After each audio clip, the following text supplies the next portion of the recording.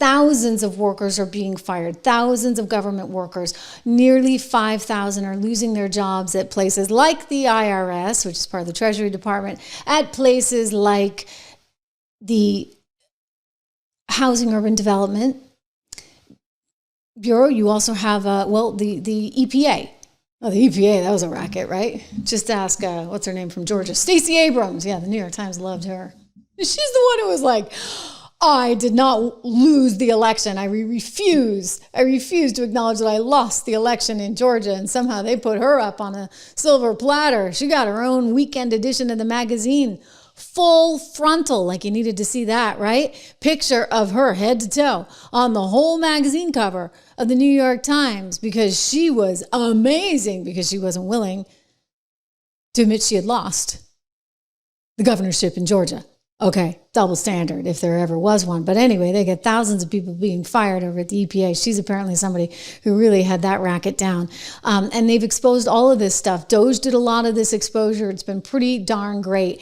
And as we look at this shutdown in the here and now, we're no step closer to getting any kind of resolution. So what is the OMB doing? What is Russ Vought doing? He's firing people. I mean, they're trying to find money to save the WIC program for widows and children. They're trying, okay? And you know what Donald Trump has proposed? Instead of sending, say, checks to everyday Americans to the tune of $1,000 to $2,000, he's talked about that most recently about a week and a half ago on OAN, saying he'd love to be able to send this thanks to the tariffs. They're now trying to take the tariff money and apply that to WIC. They're taking tariff money to be able to pay. They found some loophole. I guess they found some cash somewhere at the Pentagon, and they're going to be able to pay military members. But, I'm sorry, like if you're somebody at the IRS, if you're somebody at HUD, if you're somebody at the EPA, you're kind of SOL, shall we say. And, there's no movement on this because they want that $1.5 trillion to go for healthcare for illegals. And Mike Johnson has said enough is enough is enough. Here he is yesterday on Capitol Hill talking about all this wasteful spending and how it has to stop. And they would send $500 million to liberal news outlets by refunding the Corporation for Public Broadcasting. Oh, wait a second. Was that how ABC stayed in business? Just kidding. And certainly how PBS was staying in business, huh? They wanted to kind of circle that money through back to PBS. I don't think so. It would also restore up to $5 billion of American taxpayer funds for wasteful spending for international projects. Here's a couple of examples. This is in their legislation, their counterproposal on the CR to keep the lights open. This is what they want to do. They want to spend $24.6 million of your hard-earned dollars as a taxpayer for climate resilience in Honduras. They want to spend $13.4 million for civic engagement in Zimbabwe. They want to send $3.9 million for LGBTQI plus democracy grants in the Western Balkans. They want to spend $2.9 million of your dollars for desert locust risk reduction in the Horn of Africa. And $2 million for, quote, organizing for feminist democratic principles in Africa. We are not doing that. These are unserious proposals from unserious people, and they are playing games while real Americans are being harmed adversely by the shutdown. Yeah. Okay. That's the reality. So they keep playing the games. We don't need to watch it again, but remember the other day?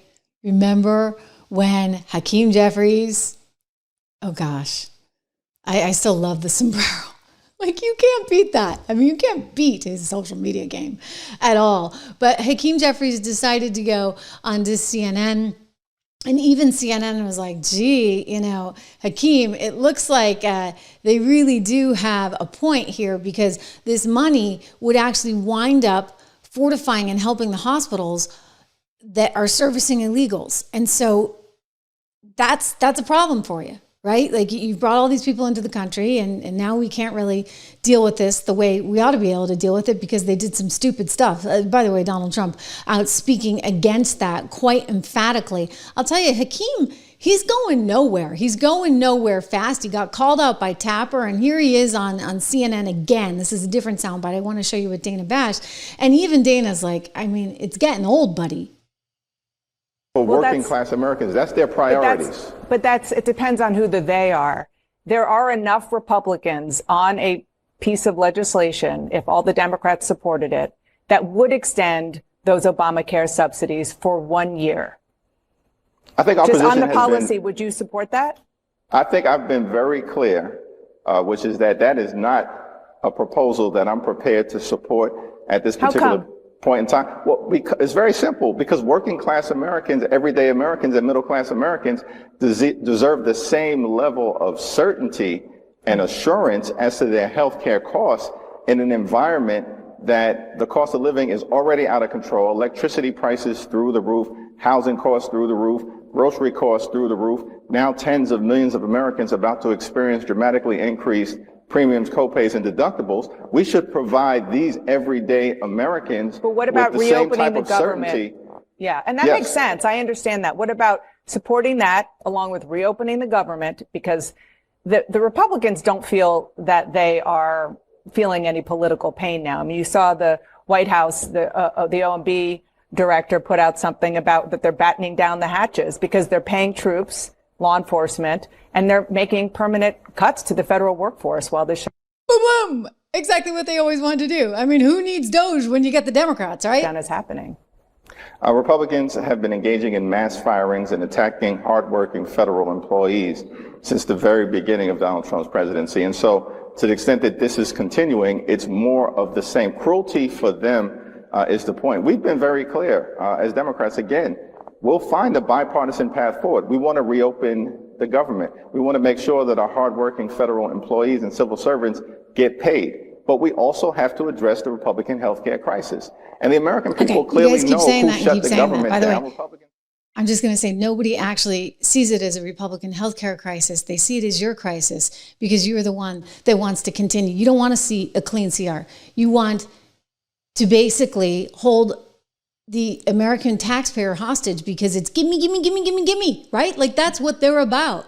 They're all about gimme, gimme, gimme, gimme. I mean, Mamdani, for goodness sakes, Comrade Mamdani, he's a total nut job, and he wants to take everything you've got in the city of New York. Let me tell you, everybody's going to leave. I am glad I sold my apartment a few years back, pre-COVID. That was like the best move ever, right? But Mamdani's a nut. And they're coming for him. Just a quick shout out, by the way, considering all these nuts here, to an organization I'm happy to partner with because they're looking to lower healthcare costs. And this is important right now. Hold Big Pharma. We got to do this. Trump is doing this. President Trump is holding Big Pharma accountable in a huge way like no other president has done before. And I'm thrilled about it. But, you know, Big Pharma has an army of lobbyists. You know this. They're working overtime. They want to make sure that you pay the most for drug prices, right? They don't want you getting any kind of break, even though you get breaks all over the world. So they've already hiked prices on hundreds of medicines. They did that just as Donald Trump was coming into office because they knew what was coming. They've been flooding us with billions of dollars worth of misleading ads, horrible ads, by the way. You can't even watch the nightly news with your kids anymore because of these ads. I'm just saying, not that I would watch the nightly news with my kids because you know what? We don't watch the news with the kids anymore in our household. Okay, well, flooding us with billions in misleading ads for those drugs that, you know, you probably don't need. I mean, who knows? Let that be between you and your doctor, not you and the TV screen. Worse yet, Big Pharma pushes government mandates designed to stack the deck in their favor. Their goal in Washington is simple. They want to escape accountability. They want to block free market competition. And of course, they want to jack up already outrageous prices so they make more and more money. Look, I don't have a problem. Right? I'm a capitalist with people making more and more money, but let's do this the right way, not the weird way. So conservatives, free market conservatives for lower health care, they're out there warning against these big pharma agendas that will stick Americans and employers with billions of higher premiums and drug costs. You know that Donald Trump is not backing down. Well, I'll tell you, conservatives for lower healthcare costs, they're not backing down either. I'm going to put their name right here on the screen. Go to Pharma Windfall, pharmawindfall.com. You can find out more information about how to lower drug prices, which is obviously something I'm passionate about. I'm guessing you're passionate about it too. I know the president is really passionate about it because we don't need all these games. We don't need all this lobbying money. We don't need us from, we don't want to prevent us from getting access to generics and things that can make us healthy at a lower price, right? Again, this is a conservative effort to make sure we have solutions for lower healthcare, which is important right now. I'll tell you, you got all kinds of crazies out there. I want to go to my former, I feel like everybody's my former colleague. My former colleague, actually, we were the co-hosts together of a show on CNBC back when my girls were just born. I remember having them on the set. Larry was wonderful with them. Larry Kudlow, who's now at my former employer, Fox Business. Here he is talking about how crazy these Dems are with Jim Jordan. I mean, their party, it's not that the party's crazy, but they get elements of craziness there. Cuckoo. AOC, looking at you. Memdami, looking at you. Have you ever thought about, Mr. Chairman, the fact that the two Democratic leaders, Mr. Schumer and Mr. Jeffries, they live in Brooklyn, New York, both of them, one short Uber ride away from each other. And of course, Brooklyn, New York is one of the precincts that is about to elect, I guess, a socialist mayor of New York City in general. Just doesn't sound like a real national party to me. You ever thought about that? Well, that's a good point, Larry. This is the left, though. I mean, and I think that is the left. I always say not all Democrats are crazy, but the left that controls their party is, as I think represented by this individual who looks like he's going to be the next mayor of one of our great cities. So, yeah, I do think that's a concern. But the country gets it. The country has common sense. The country understands what President Trump says all the time, right? We're the party of common sense. It is crazy to defund the police. It's crazy not to have a border. It's crazy to say men should compete against women in sports. And it's crazy to shut down the government because you won't vote for what you voted for 6 months earlier. That is just crazy, but that's today's party. And as I think, as you point out, Mr. Mamdani looks like he's going to win this mayor's race, and he represents all kinds of crazy things as well. I'm not supporting that. I'm just suggesting that's what I understand. The pundits are saying. No, they're totally crazy, okay? There's farmallwindfall.com that I was trying to tell you about earlier. They are totally nuts. And this Mamdani, like, I'm actually really concerned about New York. I mean, I love New York, right? And, the suburbs of New York, they're going to see sky-high real estate prices now, I guess, because everybody's going to leave New York. I mean, Florida already is dealing with very high real estate prices because nobody wants to live in New York. And you're going to wind up losing a lot of financial services companies and all the people that pay the tax revenue because this guy, Comrade, learn his name. I mean, I know you know AOC and she's a little bit prettier to look at, but this guy is wackadoo, okay? Total wackadoo.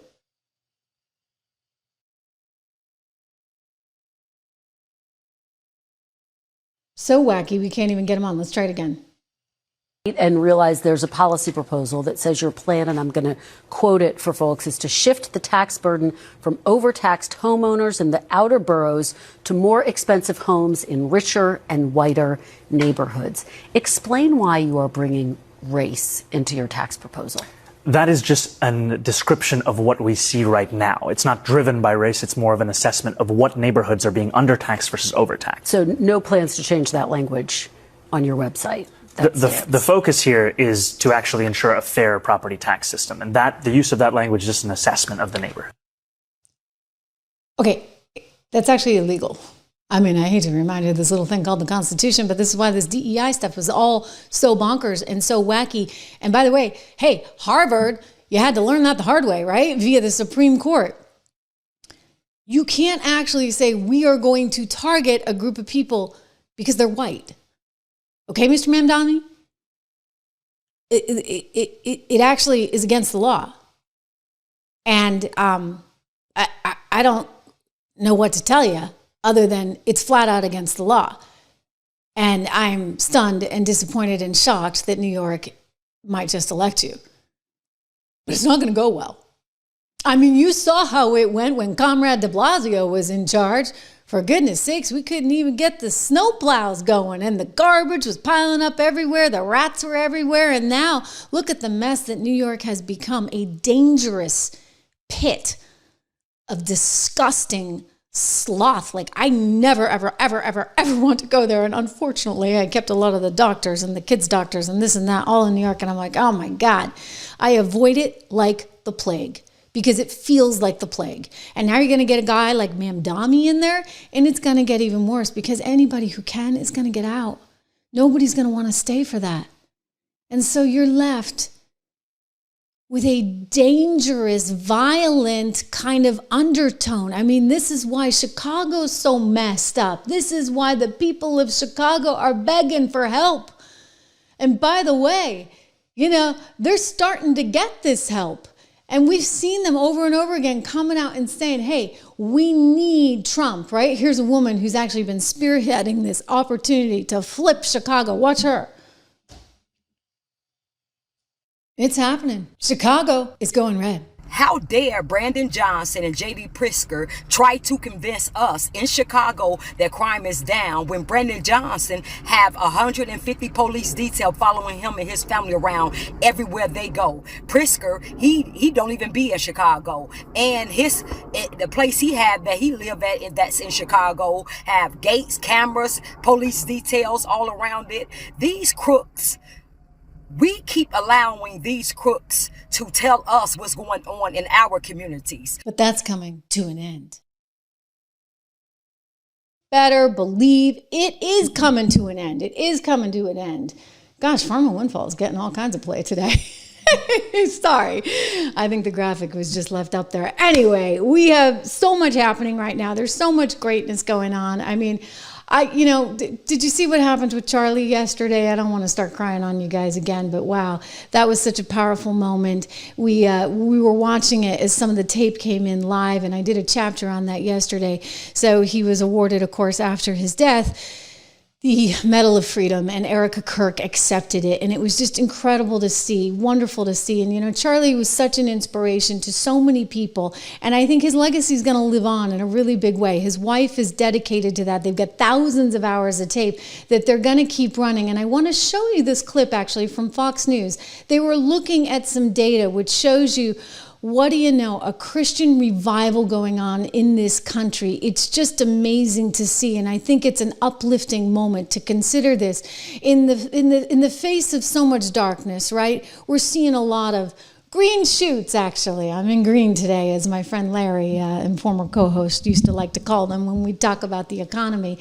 Green shoots. We're seeing green shoots everywhere. We've got peace that no one thought possible coming our way in the Middle East. Wow.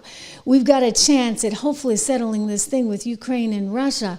We've got finally the sealing of the border and some methodology on how to deal with crime in the United States that's being taken seriously, whether Brandon Johnson in Chicago or Gavin Newsom and Karen Bass out in LA want it or not.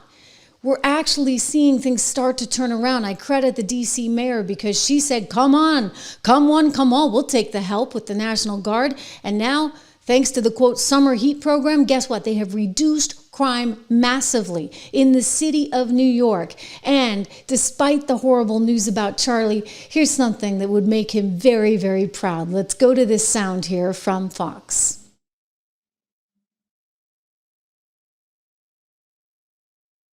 We got a sticky computer. Let's try it again. A Christian revival across the country. Bible sales increasing over 40% since 2022. Religion app downloads surging nearly 80%. That increase since 2019. And Christian music Spotify streams up 50% from 2019. Our next. Think about that. Think about that. I played something on the shorts feed the other day of 6,000 kids at the University of South Florida assembling and singing and praising Jesus together. I mean, wow, in the face of all of this adversity, right? In the face of the internet climate and social media being what it is, it's almost like people are coming back to their roots and they're saying, you know what? I need something more in life. I need God in my life. I need somebody who's going to accept me no matter what, who's going to love me no matter what. I need to aspire to something greater. There's got to be more to this world. And there is. And God can show you that path. I'm not going to get real religious on you, but it's an important part of one's life. It's an important part of being an American. And I'm so thrilled that more and more and more people are finding it right now. We need it. God bless you all. Thank you for doing what you're doing here. We're number 66. I want to be in the top 10. You got to help me get to the top 10. All right, guys? Dawn Backer, work your magic. I see you in there. You didn't like my headline today. I hear you. I'm telling you, though, Georgie Poo, bye-bye. It's happening. It may not be today, but it is happening. He's either going to go on his own because he hates what management has become, or management is going to say, Georgie, we're done with you. But Don wants you to please like the show. Go over to my Spotify channel. Gosh, it's embarrassing. We only got 12,000 over there. We need to grow that, guys. We're actually killing it. Like, if you look at how many people are watching the show, it's really, really, really impressive. I'm trying to see if I can show you this on Spotify, because I'm going to actually, oh yeah, I got the link. I'm going to put it into the chat for you. So it's incredible what we've done, because you're all watching. Some of you on Spotify, they have video now. Did you know that? They have video. Is it working? Is it working? No. My computer's really tricky today. Did it work? No. You just see my face, but no link. Okay, well, I have it in the show links, and maybe I'll give you this really long link right here. Here, go check this out. Do me that favor. Listen to one episode. I think you have to listen for a little bit in order to rate it, and give me a rating and give me a follow. I'm out here. I'm asking you, okay? I'm asking you, because we got to get above 12,000. I'll give you a report back tomorrow. We'll let you know how it's going. But that's where the show goes right after it's live, right there onto Spotify. Thank you for all you do. I'm thrilled at number 66. You know me, I'm competitive, so I want to keep moving up. 1.1 million and climbing. Thank you. Thank you all. God bless you all. And we are live again on the Trish Regan Show tomorrow.